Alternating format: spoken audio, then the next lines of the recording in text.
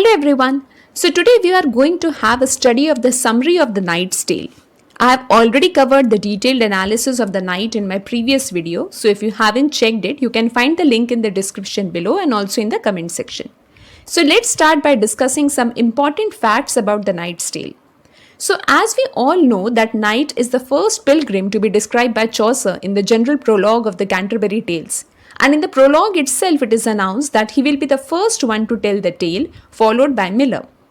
Chaucer loosely based the Knight's Tale on Giovanni Boccaccio's Tessida. Loosely based because Chaucer has made many significant diversions from that poem.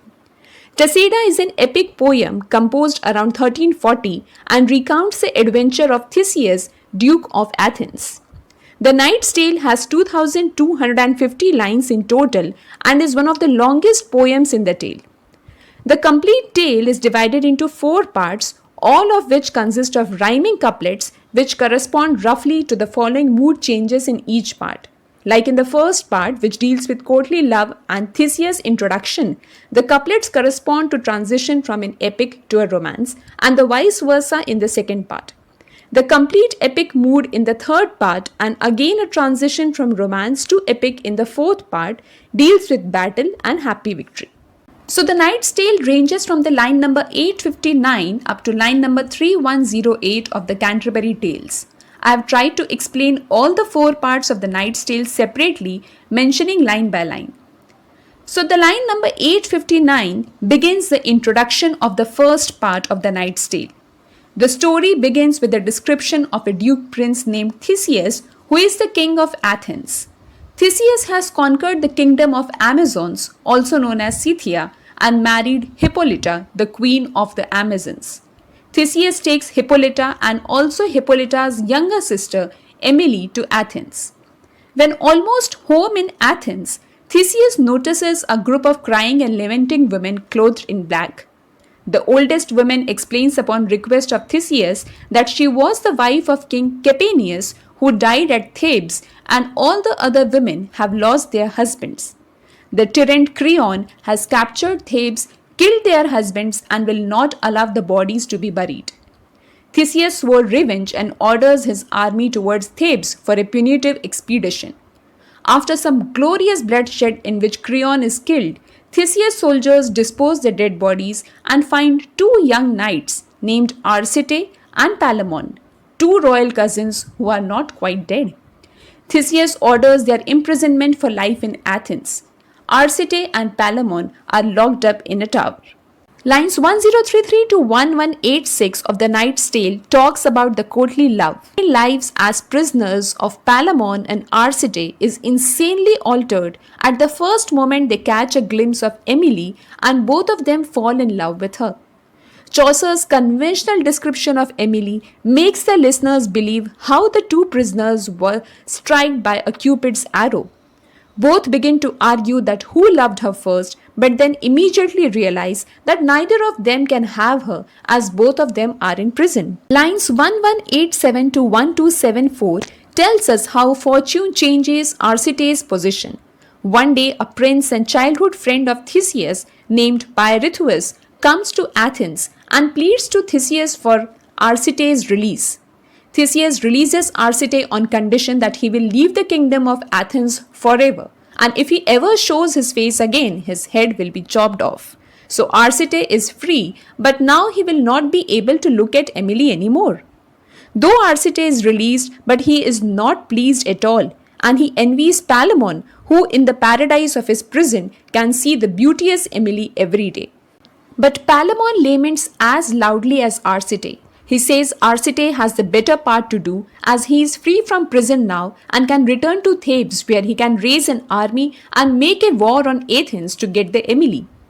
Thus, through the lines 1333 to 1354, the narrator knight ends the first part of his tale with the question, which knight has it worse? Imprisoned Palamon, who can see Emily every day, or free Arcite, who has lost sight on Emily? Line 1358 begins the second part of the Knight's Tale. After 2 years have passed in which Arcite spent his time grieving in Thebes, Arcite has a dream in which the Greek god Mercury tells him to go to Athens to end his sorrow. Arcite disguises himself as a poor laborer, and despite the risk of losing his head, he goes to Athens and finds employment at Theseus' court under the name Philostratus. Arcite becomes a servant in the chamber of Emily and serves well and is immediately promoted to the rank of squire. Meanwhile, Palamon has spent 7 years in prison, but with the help of a friend, he manages to escape from prison after drugging the jailer. One day, Arcite, unaware of what fortune has in store for him, sets out on horse riding, and dismounted, he begins to speak to himself, lamenting his life without Emily. Palamon, who happens to hide in the same place, overhearing this, leaps out and reveals his identity to Arcite.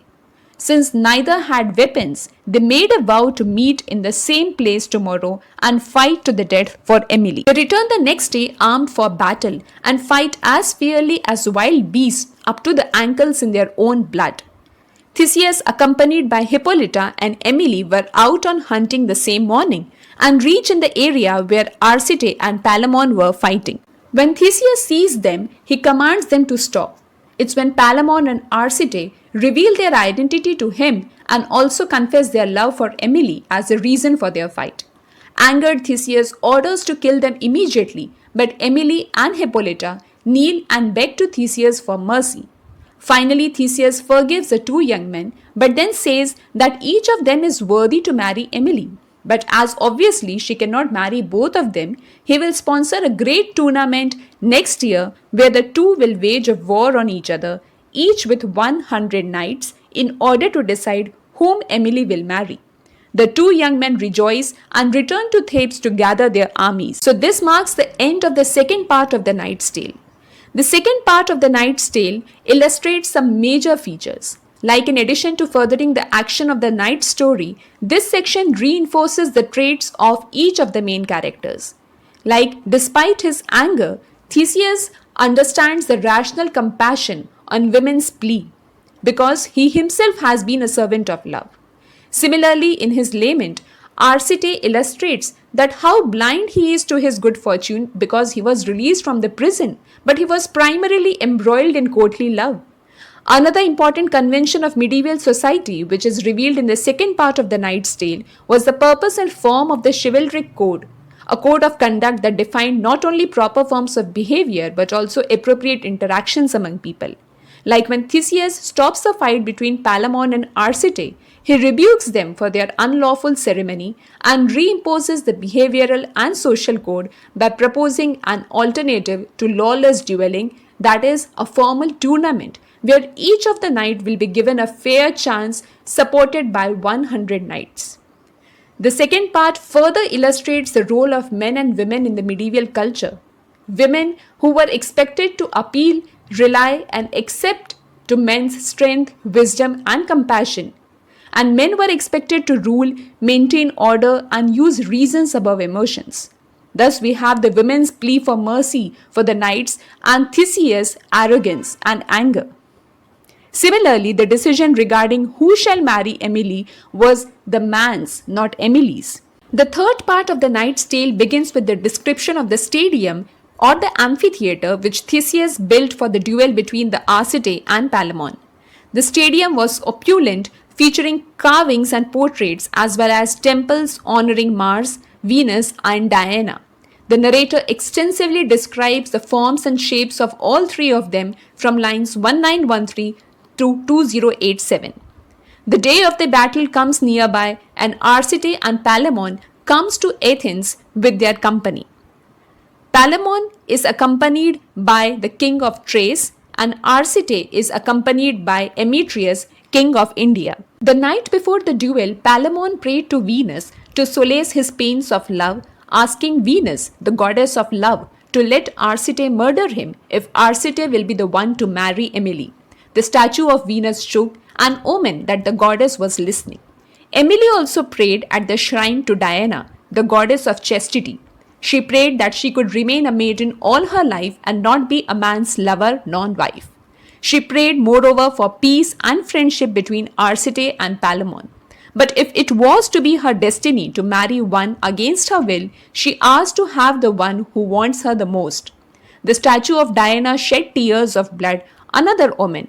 Then Diana herself appeared to Emily and told her that she will marry one of the two. Arcite prayed to Mars. He prayed for victory in battle, and the statue of Mars whispered the word victory to him, the third omen. Mars and Venus thus waged war upon each other, but aged Saturn found a means to satisfy both of them. He told Venus that Palamon would have his lady, but Mars would help his servant. Theseus set the rules of the battle between the two opposing factions. He ordered that during the war between the two sides, nobody would suffer a mortal blow. If an opponent was overcome, he was to leave the battle. The two armies were equal in power, age, and nobility, and Arcite pursued Palamon viciously, and Palamon also returned with equal severity. But finally, Arcite won the duel. Venus was disappointed at the outcome, but Saturn told her that Mars was now appeased and she would receive a similar appeasement. Suddenly, as Arcite was proclaimed victorious, there was an earthquake sent by Pluto that frightened Arcite's horse, which swerved and fell, throwing off Arcite and mortally wounding him. Before he died, Arcite tells Emily that she could have no more worthy husband than Palamon. His last words before he died was, "Mercy, Emily." Theseus then ordered Emily to marry Palamon after a funeral ceremony honoring Arcite, and the knight's story finishes on a happy note. The Knight's Tale is undoubtedly a romance as Chaucer presents it, but in this tale, the knight or Chaucer implies that the lives of men are influenced by what seems to be chance, but actually it is the god who controls the ostensibly chance occurrences of the world. The Knight's Tale adheres to the traditional values of chivalric knightly honor, but it very openly acknowledges the role of fate through God, that behind all the acts of universe is a divine controlling purpose, even though man might not understand it. So guys, this was all about the detailed summary of the Knight's Tale. Moral and themes of the tale have also been covered in a separate video, so please do have a look at those videos too. And if you find these videos helpful, please do like, share and subscribe to my channel for more such videos.